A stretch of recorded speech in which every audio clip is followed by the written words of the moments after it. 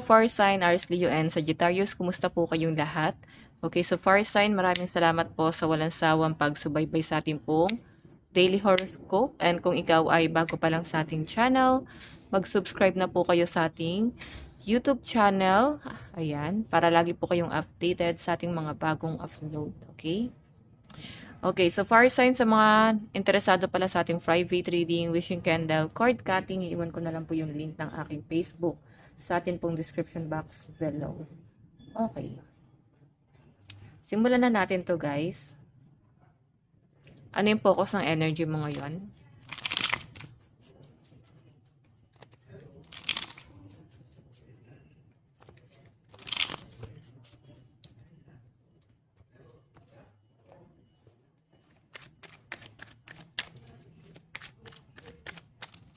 Okay, so guys, 8 of Pentacles. Actually, yung iba sa inyo, hindi ko naman nakakita na nagkakaroon ng paghihirap sa pera, pero worried ka. Okay, yun yung malinaw na pinapakita po sa akin dyan. Siguro kasi, nandun kayo sa point na marunong na kasi kayo guys mag-manage ng pera. Pero talagang dumarating sa point na ayaw nyo guys na sagarin yung sarili nyo na parang ubos na ubos pagdating sa pera. Kaya yung kung meron kang tinatabi dyan, iniipon-ipon mo yon fire sign, no? Hindi mo siya yung parang para ilabas ng ilabas. Okay? So, nakikita ko guys yung pagiging wise mo ngayon pagdating sa pera. Kaya parang yung iba sa inyo, mas ano ka ngayon. Pag sinabi kasi guys, 8 of Pentacles, kahit natuloy-tuloy yung daloy ng pera, yung iba sa inyo, grabe nyo i-value yung pera kasi alam nyo kung gaano kahirap nyo pinaghirapan. Okay? And mas nagiging matalino na rin yung iba sa inyo. Ayan po yung malinaw na nakikita ko dito, fire sign. Okay? So, tignan pa natin guys. Ayun yung focus ng energy mo, pera. Okay, worried. Worried kahit na may stable or pwedeng nahihirapan siguro kayo guys na mag-adjust or nahihirapan ka sa trabaho mo, sa workplace mo, sa mga katrabaho mo. Ayan, yan yung nasasagap ko rito. So, tignan pa natin guys overall energy.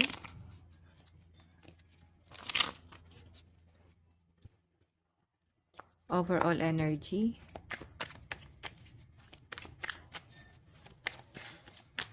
So guys, meron tayong eternal love. Meron tayong marriage.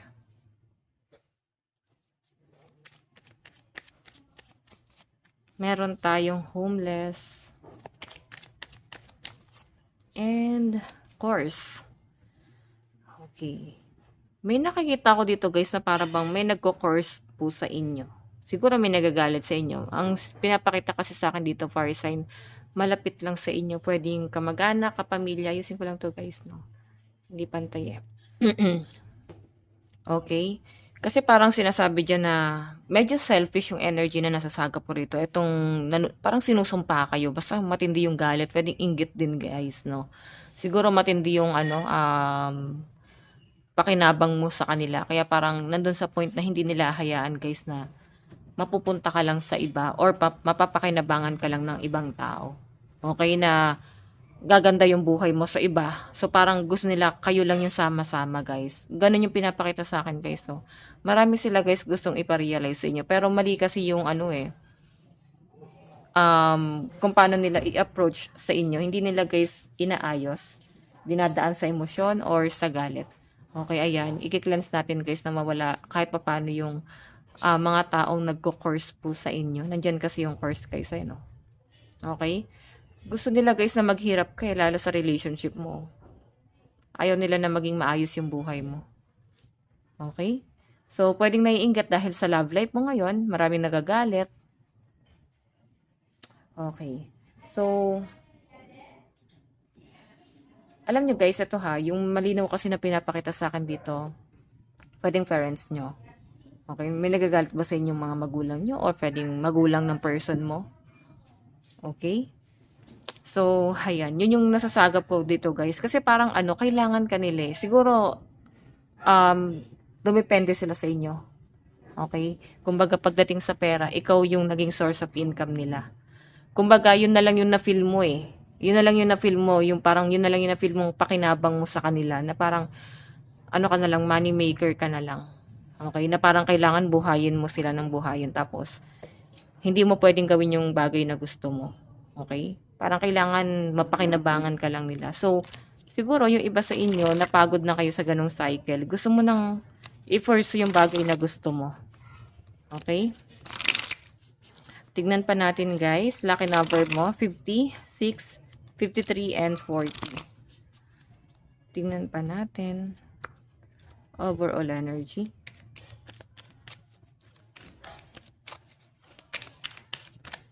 So guys, meron tayong 10 of Cups. Family talaga to. So, sa family to. Okay. Yung iba sa inyo guys na kung minakalitan kayong kamag-anak, kapamilya, magulang, kapatid, kung sino man to, nakikita ko na parang gusto nila na pahalagahan mo sila. Pero siguro, far sign, grabe kasi yung trauma na pinagdaanan mo eh. Gusto mo na makaalis doon. Gusto mo na maputol yung cycle na yon. Kasi parang, gusto mo na, kumbaga yung natitirang panahon mo sa mundong to, no? Ayaw mo ng toxic lang yung environment mo.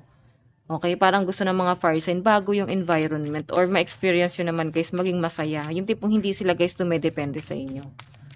Okay?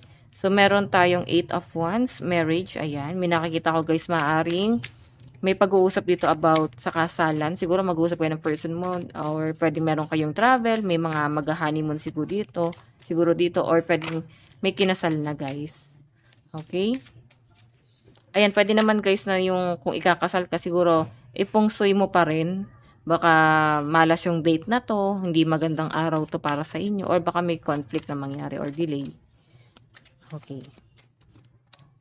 Meron tayong Ace of Swords, homeless. May nakikita ko guys, maaaring marami kang nare-realize ngayon. Okay, nare-realize mo ngayon yung kung nasan ka ngayon nakastay. Marami kang naiisip, conflict, hindi ka kampante. Okay? Meron tayong 4 of Wands. Sa pinapakita sa akin dyan, far sign, ito ha, yung homeless kasi na to parang okay naman, pero talagang may nakikita ka talagang problema na hindi guys nakakagaan sa pakiramdam mo. Nandun ka sa point na ayaw mo ng ganyan, sobrang toxic kasi pwedeng ganun na yung kinalakihan mo. Gusto mo na lang guys ng maayos na na pamumuhay, no?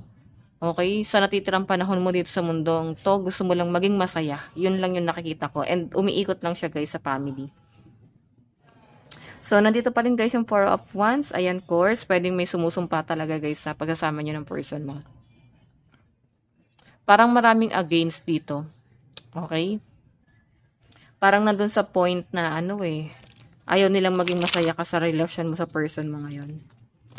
Okay? Kaya kayo ng person mo, kung meron kang person ngayon, mag-cleanse kayo guys or mag-salt bath. Okay? Magsuot din kayo guys ng mga protection, evil eye para hindi kayo guys matablan basta-basta ng mga negative energy. Okay?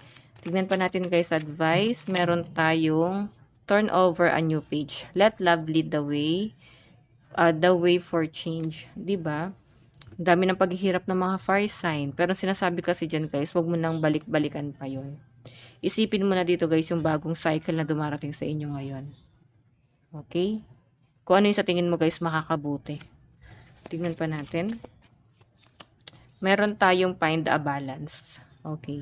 So, bigyan mo ng balance yung buhay mo. Or, eto ha, siguro iba sa inyo, nagkakaroon kayo ng matinding regret sa mga desisyon na ginawa mo sa buhay mo. So, sabi nga nila guys, huwag kang basta-basta magde-decide base sa emosyon. Pag sobrang saya or sobrang lungkot, dapat nandun ka pa rin sa point na pinag-iisipan mo yung mga gagawin mo.